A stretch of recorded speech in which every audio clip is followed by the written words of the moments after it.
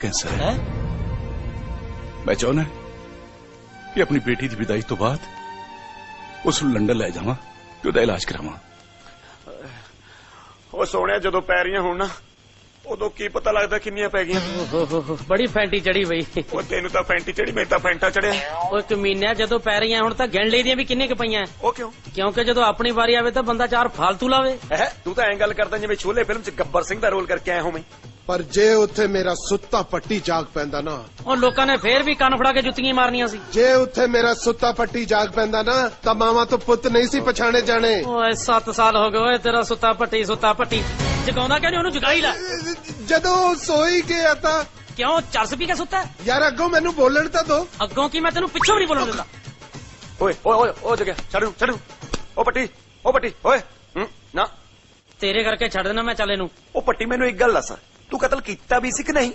ਕਤਲ ਕਰਨਾ ਕੋਈ ਚੰਗੀ ਗੱਲ ਨਹੀਂ ਹੁੰਦੀ। ਵੈਸੇ ਤੇਰਾ ਜੰਮਣਾ ਵੀ ਕੋਈ ਚੰਗੀ ਗੱਲ ਨਹੀਂ ਸੀ ਨਾ। ਮੇਰੇ ਜੰਮਣ ਦਾ ਬੜਾ ਦੁੱਖ ਹੈ ਤੈਨੂੰ। ਤੇਰੀ ਬੁੱਢੀ ਨੇ ਜੰਮਿਆ ਸੀ ਮੈਨੂੰ। ਉਹ ਗੱਲ ਸੁਣ ਪੱਟੀ, ਇਹੋ ਜੀ ਬੁਰੀ ਗੱਲ ਦਾ ਇਲਜ਼ਾਮ ਕਿਸੇ ਹੋਰ ਤੇ ਨਹੀਂ ਲਾਈਦਾ ਹੁੰਦਾ। ਤੂੰ ਐਂ ਦੱਸ ਵੀ ਕਤਲ ਕਿਵੇਂ ਕੀਤਾ ਸੀ? ਦੇਖੋ ਜੀ, ਮੇਰੇ ਤੇ ਉਦੋਂ ਜਵਾਨੀ ਬਹੁਤ ਅੰਨੀ ਹੁੰਦੀ ਸੀ। ਮੈਂ ਤਕੜਾ ਹੀ ਬੜਾ ਹੁੰਦਾ ਸੀ। ਓਏ ਤੇਰੇ ਤੇ ਜਵਾਨੀ ਅੰਨੀ ਨਹੀਂ ਹੁੰਦੀ ਸੀ, ਤੈਨੂੰ ਲੋਕ ਕਹਿੰਦੇ ਹੁੰਦੇ ਸੀ ਓਏ ਅੰਨੀ ਦੇ ਉਰੇ ਆ।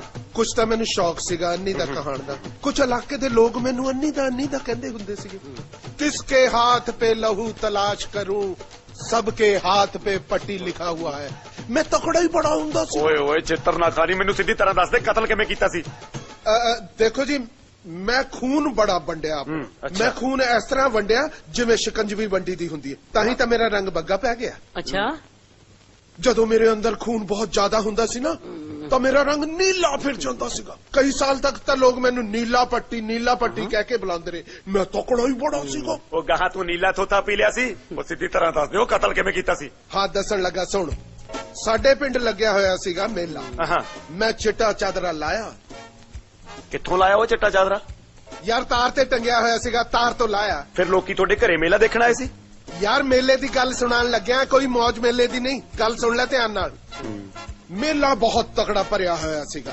25-30 ਪਿੰਡਾਂ ਦੇ ਲੋਕ ਇਕੱਠੇ ਹੋਏ ਸੀਗੇ। ਮੈਂ ਵੀ ਚਿੱਟਾ ਚਾਦਰਾ ਲਾ ਕੇ ਮੇਲੇ ਦੇ ਅੰਦਰ ਵੜ ਗਿਆ। ਉੱਤੋਂ ਚੱਲ ਪਈ ਮੇਰੀ। ਬਸ ਫੇਰ ਤਾਂ ਲੋਕਾਂ ਨੇ ਮੇਲਾ ਦੇਖਿਆ, ਮੈਂ ਤਾਂ ਚਾਦਰਾ ਹੀ ਸਾਂਭਦਾ ਰਹਿ ਗਿਆ। ਉਹ ਪੱਟੀ ਓਏ ਦੱਸ ਦੇ ਕਤਲ ਕਿਵੇਂ ਕੀਤਾ ਸੀ? ਉਹੀ ਦੱਸਣ ਲੱਗਾ, ਸੁਣ। ਬਈ ਮੇਲੇ 'ਚ ਇਹ ਅਫਵਾਹ ਉੜ ਗਈ ਕਿ ਰਾਖੀ ਸਾਵੰਤ ਦਾ ਅੱਜ ਡਾਂਸ ਹੈ। ਰਾਖੀ ਸਾਵੰਤ ਉਹ ਫਿਲਮ ਵਾਲੀ? ਆਹੋ। ਅੱਛਾ। ਮੈਂ ਉੱਥੇ ਜਾ ਕੇ ਖੂਹ ਤੇ ਦੇਖਿਆ ਤੇ ਉੱਥੇ ਇੱਕ ਖੁਸਰਾਈ ਨੱਚੀ ਜਾਵੇ। ਅੱਛਾ। ਮੇਰੇ ਕੋਲ ਸੀਗੇ 250 ਰੁਪਏ। ਓਏ ਗੱਲ ਸੁਣ, ਪਹਿਲਾਂ ਇਹ ਦੱਸ ਵੀ 250 ਕਿੱਥੋਂ ਚੱਕਿਆ ਸੀ? ਯਾਰ ਖੋਤਾ ਵੇਚਿਆ ਸੀਗਾ। ਆਪਦਾ ਬਾਪ ਹੀ ਵੇਚਦਾ? ਇਹਦੇ ਦੁੱਖ ਤੋਂ ਵੇਚਿਆ। ਕਿਉਂ? ਇਹ ਉਹਨੂੰ ਆਪਣਾ ਬਾਪ ਕਹਿਣ ਲੱਗ ਪਿਆ ਸੀ। ਹਟ ਜਾਓ ਤੇਰੀ ਪੱਟੀ ਦੀ।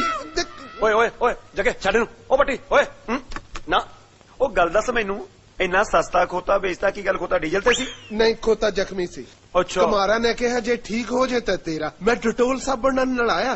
ਖੋਤਾ 9/9। ਉਹ ਪੱਟੀ ਮੈਨੂੰ ਐਂ ਦੱਸ ਦੇ ਕਤਲ ਕਿਵੇਂ ਕੀਤਾ ਸੀ? ਉਹੀ ਦੱਸਣ ਲੱਗਾ ਹੈ ਜੀ। ਫੇਰ ਮੈਂ ਕਰਾਉਣ ਲੱਗ ਪਿਆ ਬੇਲਾ। ਖੁਸਰੇ ਦੇ ਸਾਰੇ ਠੁਮਕੇ ਮੇਰੇ ਵੱਲ। ਥੋੜੀ ਦੇਰ ਬਾਅਦ ਮੇਰੇ ਕੋਲ ਮੁੱਕ ਗਏ ਜੀ ਪੈਸੇ। ਮੈਂ ਉੱਥੋਂ ਜਾ ਕੇ ਸ਼ਿਕੰਜਵੀ ਦੀ ਰੇੜੀ ਤੇ ਖੜ ਗਿਆ। ਉੱਥੇ ਬਰਫ਼ ਤੇ ਪਿਆ ਸੀਗਾ 1 ਰੁਪਏ ਦਾ ਸਿੱਕਾ। ਮੈਂ ਉਹ ਸਿੱਕਾ ਚੁੱਕਿਆ, ਖੁਸਰੇ ਨੂੰ ਫੜਾਤਾ। ਉਹਨੂੰ ਲੱਗ ਗਈ ਠੰਡ।